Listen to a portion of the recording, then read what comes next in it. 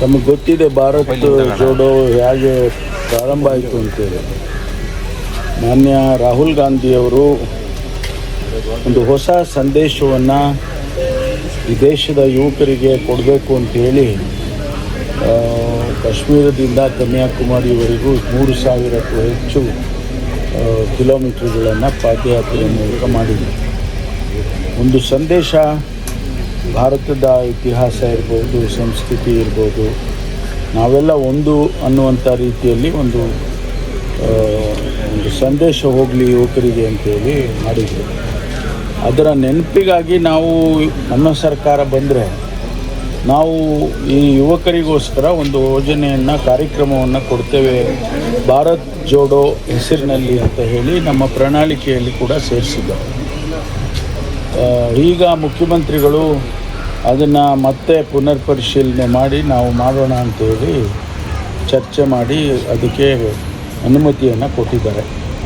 ನಮ್ಮ ಸ್ಪೋರ್ಟ್ಸ್ ಮತ್ತು youth empowerment ಇಲಾಖೆಗೆ ಜವಾಬ್ದಾರಿಯನ್ನು ಕೊಟ್ಟಿದ್ದಾರೆ. ಅದರ ಜೊತೆಯಲ್ಲಿ ರೂರಲ್ ಡೆವಲಪ್ಮೆಂಟು ಮತ್ತು ಅರ್ಬನ್ ಡೆವಲಪ್ಮೆಂಟು ಈ ಯಾವ್ಯಾವ ಇಲಾಖೆಗೆ ಸಂಬಂಧಪಟ್ಟು ಬರುತ್ತೆ ಅದನ್ನೆಲ್ಲ ಈ ಇಲಾಖೆಗಳನ್ನು ಕೋಆಪ್ ಮಾಡಿಕೊಳ್ಳೋ ರೀತಿಯಲ್ಲಿ ಮಾಡಿ ಅದಕ್ಕೆ ಉನ್ನತ ಮಟ್ಟದ ಒಂದು ಸಮಿತಿಯನ್ನು ಕೂಡ ಮಾಡಿದ್ದಾರೆ.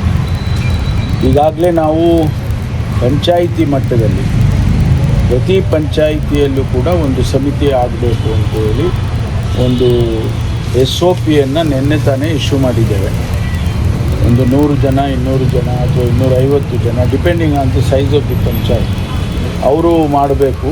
ಅದರಲ್ಲಿ ಚಟುವಟಿಕೆಗಳೇನಿರಬೇಕು, ಕ್ರೀಡೆ ಇರ್ಬೋದು, ಸಾಂಸ್ಕೃತಿಕ ಕಾರ್ಯಕ್ರಮ ಇರ್ಬೋದು, ಅಥವಾ ನಮ್ಮ ನ್ಯಾಷನಲ್ ಡೇಸ್ ಏನಿದ್ದಾವೆ, ಇಂಡಿಪೆಂಡೆನ್ಸ್ ಡೇ, ರಿಪಬ್ಲಿಕ್ ಡೇ ಅಥವಾ ನ್ಯಾಷನಲ್ ಡೇಸ್ ಅಂತ ಏನು ಕರೀತೇವೆ ಅವುಗಳನ್ನೆಲ್ಲ ಆಚರಣೆ ಮಾಡೋದು ಯಾವ ರೀತಿ ಮಾಡ್ಬೋದು ಮತ್ತು ಅದರ ಪ್ರಾಮುಖ್ಯತೆಯನ್ನು ಅವರೇ ಜವಾಬ್ದಾರಿ ತಗೊಳ್ಬೇಕು. ಆ 100-200 ಜನ ಸಮಿತಿ ಏನಿರುತ್ತೆ ಅವರು.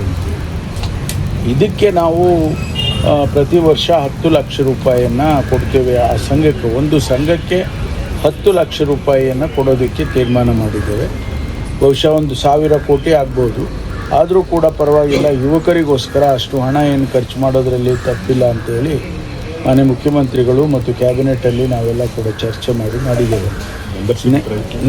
ನಿನ್ನೆ ತಾನೇ ಮೆಂಬರ್ಶಿಪ್ ಹೇಗೆ ಮಾಡಬೇಕು ಮತ್ತು ಯಾರು ಇರಬೇಕು ಆ ಮೆಂಬರ್ಶಿಪ್ಪಲ್ಲಿ, ಎಲ್ಲ ಸಮುದಾಯವನ್ನು ಎಲ್ಲರನ್ನು ಸೇರಿಸ್ಕೊಳ್ಬೇಕು ಅಂಥೇಳಿ ನಿನ್ನೆ ಒಂದು SOPಯನ್ನು ಇಶ್ಯೂ ಮಾಡಿದ್ದೇವೆ ನಮ್ಮ ಇಲಾಖೆಯಿಂದ, ಸ್ಪೋರ್ಟ್ಸ್ ಇಲಾಖೆಯಿಂದ.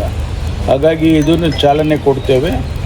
ಆದಷ್ಟು ಬೇಗ 15-20 ದಿವಸದಲ್ಲಿ ಅಥವಾ 1 ತಿಂಗಳೊಳಗಾಗಿ ಈ ಸಮಿತಿಗಳನ್ನು ರಚನೆ ಮಾಡಿ ಅದಕ್ಕೆ ಕೆಲಸ ಕಾರ್ಯಗಳನ್ನು ಮಾಡೋದಕ್ಕೆ ನಾವು ಎಲ್ಲ ರೀತಿಯ ಕ್ರಮವನ್ನು ತೆಗೆದುಕೊಳ್ಳುತ್ತೇವೆ. ಮತ್ತಷ್ಟು ಸುದ್ದಿಗಳಿಗಾಗಿ ನೋಡ್ತಾ ಇರಿ ಪಬ್ಲಿಕ್ ನ್ಯೂಸ್ 24x7.